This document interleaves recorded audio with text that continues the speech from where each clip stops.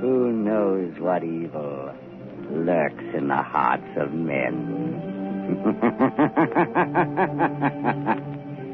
The shadow knows.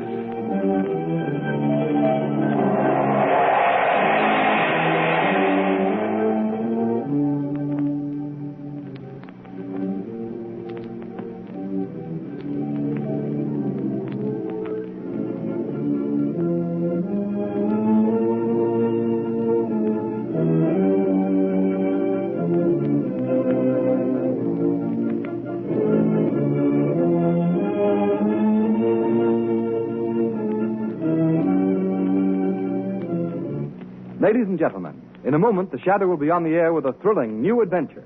But first, let me tell you about a new kind of tire that makes wet weather driving safer than you've ever dreamed possible. It's the new Goodrich Silvertown tire with the Lifesaver tread. Next time it rains, just notice the way your windshield wiper sweeps the water right and left to give you clear, safe vision. Well, that's how the amazing Lifesaver tread on the new Goodrich Silvertown tire performs on a wet road.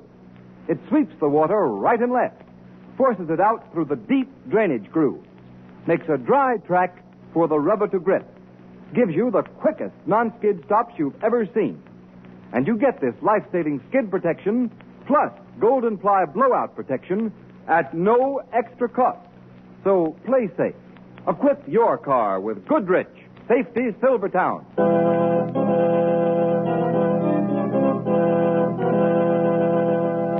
Shadow, Lamont Cranston, a man of wealth, a student of science, and a master of other people's minds, devotes his life to righting wrongs, protecting the innocent, and punishing the guilty. Cranston is known to the underworld as the Shadow. Never seen, only heard. The Shadow's true identity is known only to his constant friend and aide, Margot Lane. Today's story, The Tomb of Terror.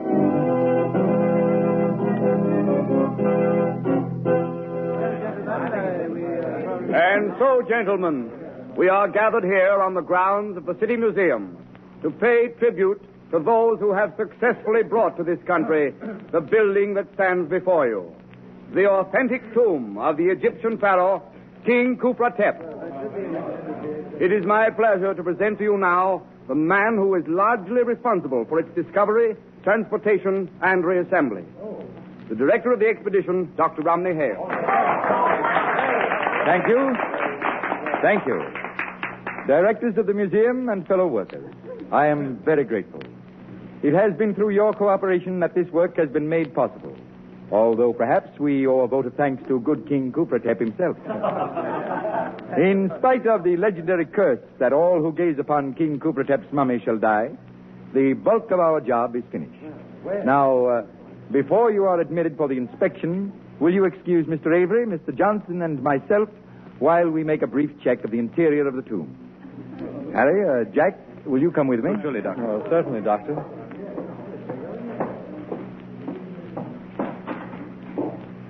Well, gentlemen, how does the place look to you? Why, Doctor, you've done an amazing job. It looks exactly as it did when we first unearthed it in Egypt. Thank you. Would you like to pay your respects to His Majesty? Oh, indeed I would, Doctor. Very well. Will you help me with the lid of the mummy case? Oh, sure. There you are. Khufra-Tep the King, Lord of Egypt. My, magnificent face. Yes, wonderfully preserved. We are defying the ancient curse by looking upon that face. Oh, come, Dr. Hale. Surely you don't believe Look. those...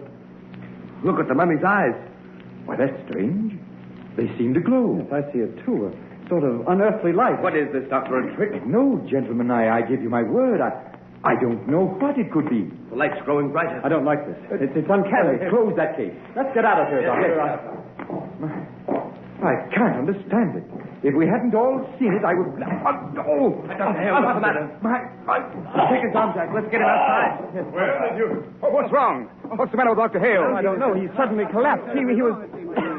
Jack, what's the matter with you? Someone get a doctor, quick. These two men are very ill.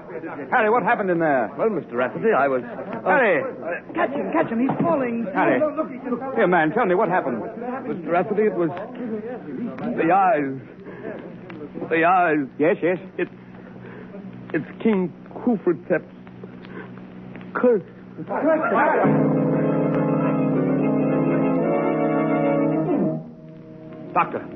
Doctor, tell me, how are they? All three of these men are dead. Hold those specials. What do you got, Chief? A terrific yarn. Dr. Romilly Hale, the archaeologist, and two of his assistants died mysteriously an hour ago in King Kufretep's tomb. Play up the curse angle and spread it for all it's worth.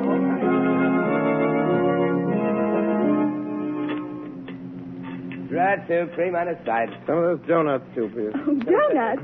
Lamont, do you suppose we can dunk? Certainly, Margot. Lunch wagon etiquette not only allows dunking, it encourages it. Here's your donut, Chief. That'll be 26. Here you are. Let's keep the change. Thanks. Say, Bud, is there anything new on them guys that kicked off over at that coffee, the Kipper, that Egyptian king? No, nothing new. Hey, how about my ham on rye? Right with you. What do you make of that tomb affair, Lamont? Just amazing. And the newspapers are playing up the superstition fallacy. You don't think that all three deaths were due to coincidence? Hardly that, but I certainly don't hold to the Kufretep curse theory. But something strange must have happened in that tomb. Unquestionably. According to the newspaper reports, one of the three men before he died was heard to mutter something about eyes, terrible eyes. And his last words were King Kufretep's curse. They were undoubtedly terrified by something they saw in there. He did not die of fear. Oh, I know. According to the doctors, they all died natural death. Yes, that's quite true. One of pneumonia, one of typhoid, and one of heart disease. That's the way the doctors had to write their death certificates. Perhaps when the truth is known, they'll have to be changed. Changed? What do you mean, Lamont? You finished eating? Oh, yes. Shall we take a walk? Oh, all right, let's go. Good night, boss. Good night. Night. Lamont, what did you mean the death certificates will have to be changed? Three men do not die within seconds of one another of different diseases without a single underlying cause. Oh, that's true. Margot, the mysterious death of those three men has challenged the imagination of the Shadow. I must find out the medical details of the death of those men. Then you think there's more in it than the papers have printed? I know there is. I can get those details for you. Good. As soon as you have the necessary information, communicate with me. The Shadow will await your call.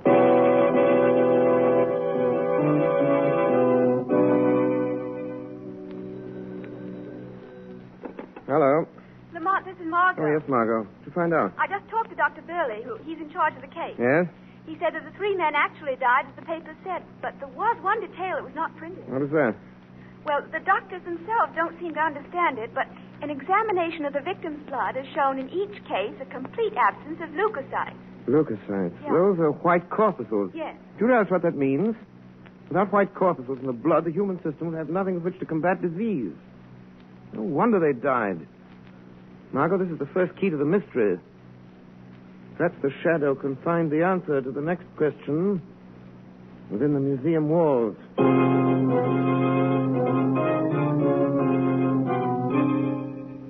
I tell you, we must go through with the public opening of the tomb, as originally planned. But will the public be there? We'll have to take that chance. Gentlemen, I wish we had never started this project. Now, see here, Kent. You've been acting like an old woman about this whole thing. But, Mr. Rafferty, We've poured thousands of dollars of the museum's money into the tomb, and it's up to us to dispel this nonsense about the Kufretep curse. I am not so sure that it is nonsense. Rubbish. Oh, you can't dismiss the fact that three men died. They all died natural death. I wouldn't be too sure about that, Mr. Rafferty. Who's speaking? Who is that? I am called the Shadow. The Shadow? I've heard of you. What do you want of us? I've been investigating the deaths of your three colleagues. I've come to warn you that no one must be permitted within the walls of the tomb. Why do you say that? Because anyone who enters may not come out alive. Are you implying that there is truth in the Kufretep curse? I am telling you, Mr. Rafferty, I have reason to believe that the name of the curse of Kufretep is cold, premeditated murder. Nonsense. Not nonsense, Mr. Stevenson. With all respect to your unsolicited information, we are not going to be intimidated by an unknown voice. Speak for yourself, Mr. Stevenson. I am inclined to respect the Shadow's warning. Quiet, Kent. On what grounds, Shadow, do you base your statement? You will have to accept what I've said on faith. I've had enough of this. Wait, Mr. Stevenson. We may learn more. No, I'm going to rid us of this hocus-pocus once and for all. Yes. What do you propose to do, Stevenson? I'm going into that tomb tonight, right now. Don't do that, Mr. Stevenson. I know what I'm doing, Shadow. Well, who'll accompany me? Don't tell me that you're all afraid. Why, no, not at all. But perhaps none of us should be too hasty. Very wisely spoken, Mr. Rafferty. Very well. Then I shall go alone. You are very foolhardy, Stevenson. We shall see. Who has the key to the tomb? I have, Mr. Stevenson, but... Now, give it to me. Mr. Rafferty, can't you persuade him to change his mind? Don't you think, Stevenson, Kent, we might... give me the key. Very well. Here you are. Thank you. Now, wait. We'll accompany you to the door of the tomb. All right. You may be going to your death, Stevenson. I'll chance that. Come along, men. Well, here we are. Have any of you changed your mind? Mr. Rafferty? No, thank you. Hawkins? I prefer to wait outside.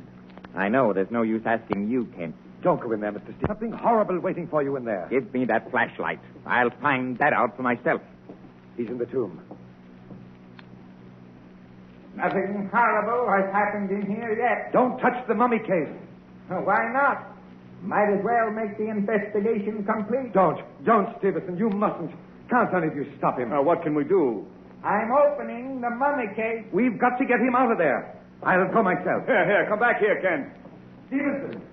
Stevenson! I'm looking at the mummy's face. Hey, that's strange. There's something peculiar here. Come away from that mummy, Stevenson. Kent! Stevenson! I insist that you both come out of there at once. But there's something here that I don't understand. There seems to be... Kent!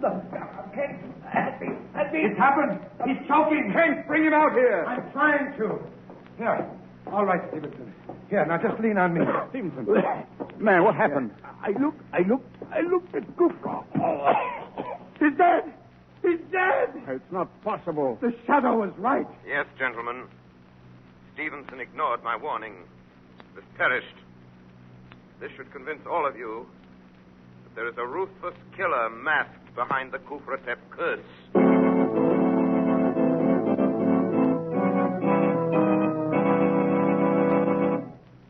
Ladies and gentlemen, one warning from the shadow strikes fear into the hearts of his adversaries.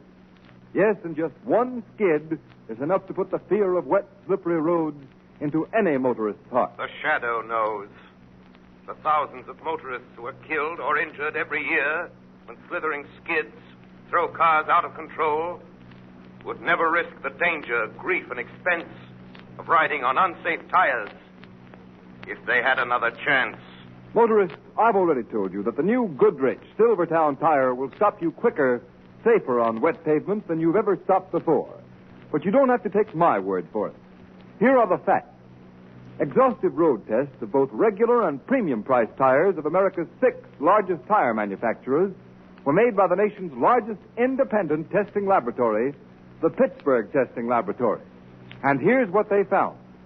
The new Goodrich Silvertown with Lifesaver tread gave greater skid resistance than any other tire tested.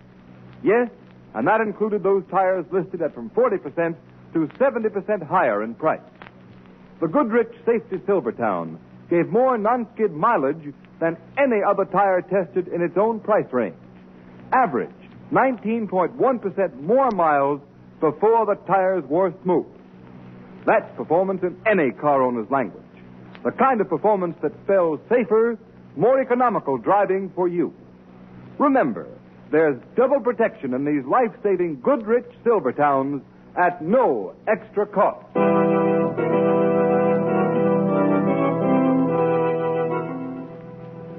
Margot, what did you learn about Stevenson's death? Well, Lamont, the doctors officially called it influenza. What about the blood test? It was the same as the others. The white corpuscles had been destroyed. Just as I thought. That proves that Stevenson was murdered, too, and by the same instrument. But, Lamont, what can that instrument be? It may be a serum, poison gas. I don't know. More important than the killing device is to find the killer's motive. You found out something, Lamont? Not exactly, but I saw a man at the museum about whom I should like to know more. Who is he? Aldous Kent, an assistant curator. I'm sure that he has more knowledge of this affair than he allows himself to show. Why do you suspect him? For several reasons. His apparent concern for Stevenson's safety was a bit overdone. For a scientist, he was surprisingly naive about the Kufratep curse, and most important, in spite of his outward fear, he followed Stevenson into the tomb. I'd like to know more about that man, Margot. And that's where you can help me. Yes, Lamont, but how? By visiting Kent as a newspaper woman. Interview him about his career. Find out whether he's interested in any branch of science other than archaeology.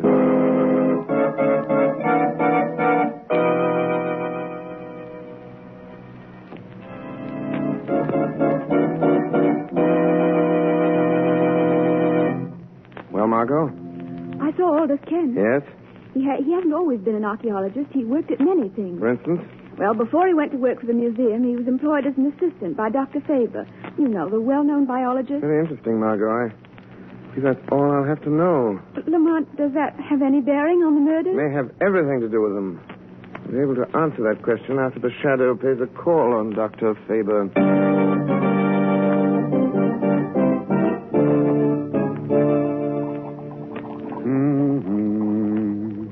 Dr. Faber.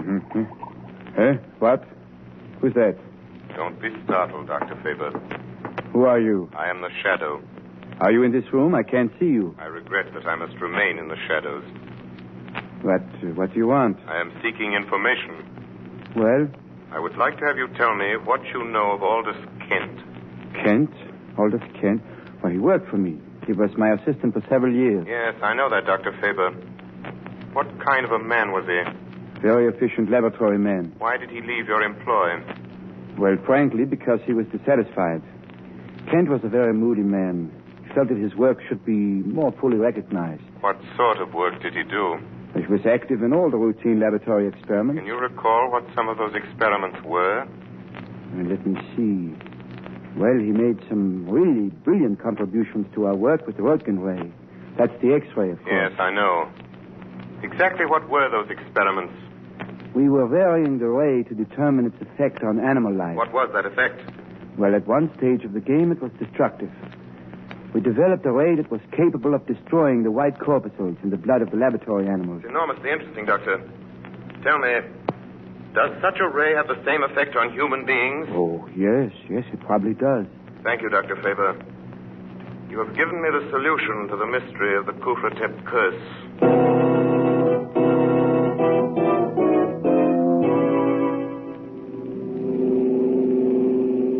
I feel certain, Margot, that the machine of death is concealed somewhere within Kufratep's tomb. But why must you go there tonight? Because I can investigate without danger of interference. There's no time to be lost. Can't you confront Kent with the information you already have? No, Kent's a clever man. He might give him time to destroy the evidence. And we could pin nothing on him. Yes, I see. If I can uncover the deadly ray and positively identify Kent with it, he can be tricked into capture.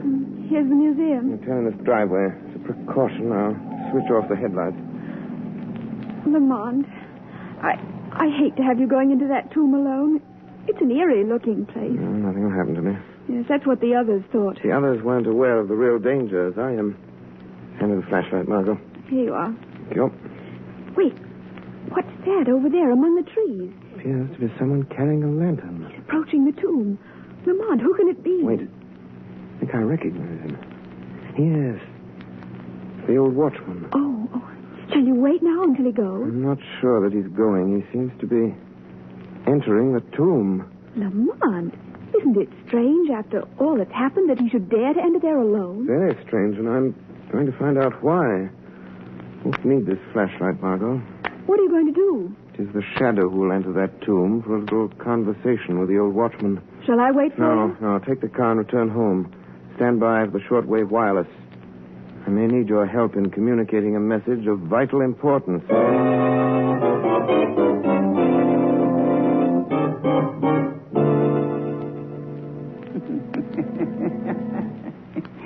Good evening, Your Imperial Majesty. I've come again to see that you are resting well. Your work is nearly done. Only one more to gaze into your eyes. And then the vengeance is complete. You have served me well. Who speaks? Who indeed would speak within the resting place of the king. Are you the... Yes. It is I, Kufratep, Pharaoh of Egypt. Oh, Your Majesty. Rise up. You need not kneel in my presence. Yes, Your Highness. Do not tremble. You have nothing to fear. You are not angry? Angry? Why should I be angry toward one who serves my interests? I have come to reward you. To reward me? Yes. But first, I must have an accounting. What do you mean?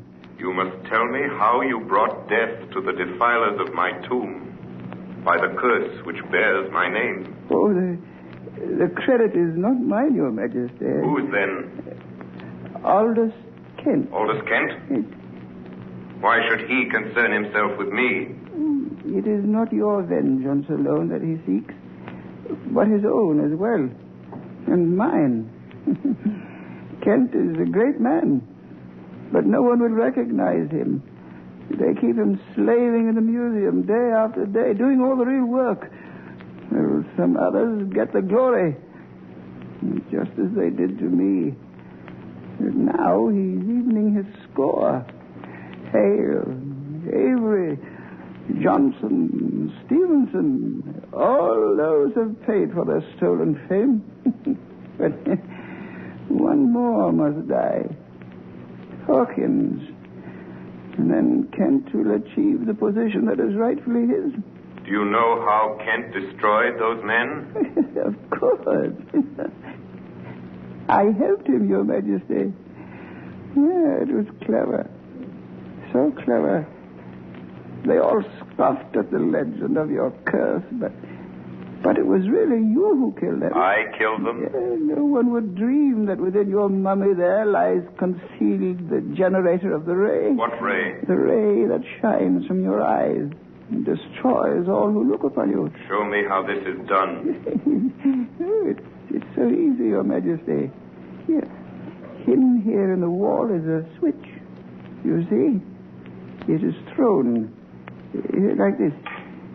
Then whoever approaches the mummy case, as I'm doing, and lifts the lid, so, and gazes into your eyes, the gleam of death shines upon them. Oh, what have I done? I didn't mean to look. I couldn't. Save me. Save me. I cannot save you. Your own evil knowledge has destroyed you. But by your death, you have pointed the way to Aldous Kent's undoing.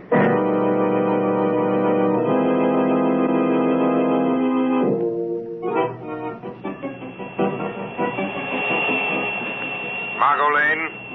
Calling Margot Lane. Calling Margot Lane. Communicate with Rafferty, the director of the museum, at once. Tell him to arrange the public opening of the tomb tomorrow as planned. Be sure that both Kent and Hawkins will be there. This is important. Margot, tell Rafferty that he must follow my directions implicitly. A man's life is at stake.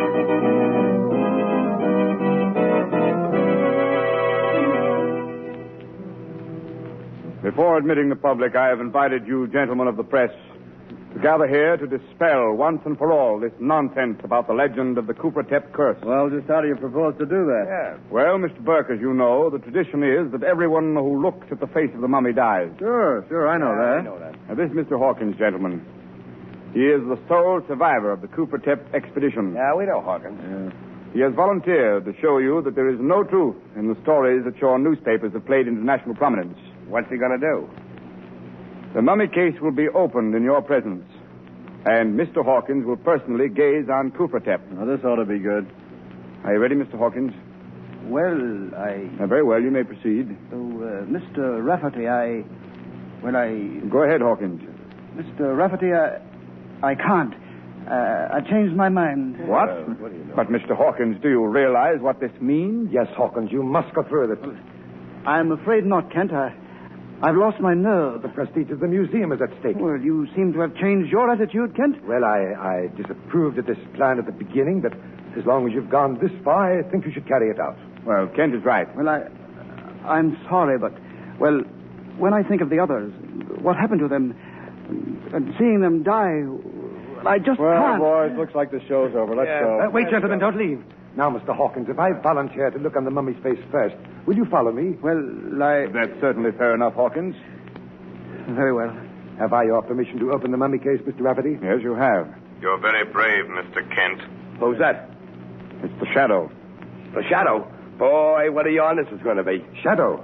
Why are you here? I anticipated your performance, Mr. Kent, and I came to see that it was carried out properly. What do you mean by that? Before you proceed, I suggest that somebody throw the switch concealed in the carving on the wall. I don't know what you're talking about. You do know, Mr. Kent. I want your demonstration to duplicate Hale's, Stevenson's, and the others. The switch was thrown then. This is absurd. Here it is. I found the switch. Please turn it on, Mr. Rafferty. There you are. It's on. Good. Now you may continue your little performance, Mr. Kent. This whole thing is ridiculous. I refuse to be made a fool of. Are you trying to back out? I will not continue under these conditions. I thought you wouldn't. You know that to look on the mummy's face when the switch is on would mean death. That is not true. But it is. And no one should know better than you. Concealed within that mummy is a murderous ray. That ray is your own conception. That's a lie. There is no ray. Then why don't you look on Kufratep now? Because Then you shall be forced to do so. Oh, no. Rafferty, Hawkins, lead him to the mummy case. Come on, Ken. I won't. Let go, man. Let go. Somebody left the lid of the case. Let go. I won't look. Now, Aldous Kent, stare long into the eyes of Kufratep. Do you see the evil light that glows within them? That's what the others saw. No. I didn't. I killed him, I confess. I killed him, but don't make me look at it. He's dead. Then it's true. There is a ray. Not any longer, gentlemen. I removed the machinery that generated that ray. All that you have just seen was carefully staged to trap Aldous Kent. He is dead. He died of fear. Fear of the thing which he himself created. You have all witnessed the end of the curse of Kufratep. A curse which fell justly on the true desecrator of the tomb.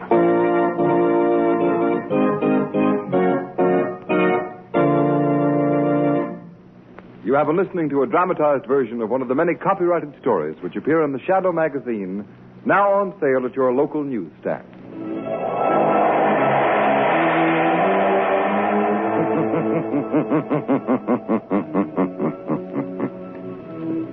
The weed of crime bears bitter fruit.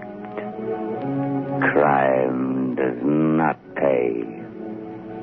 The Shadow knows.